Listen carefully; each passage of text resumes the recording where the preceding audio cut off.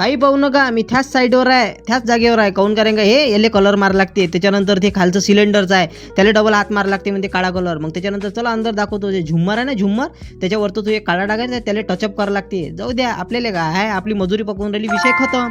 त्याच्यानंतर ब्रश घेतला मी, ब्रश चांगला धुतला त्याले. पहिले तर माडीवर गेलो, ते वरचं पॅरापीटचं जे टाप आहे ना त्याला कलर चांगला मारून घेतला. काऊन कारण का डबलचं कामच नाही निघालं पाहिजे.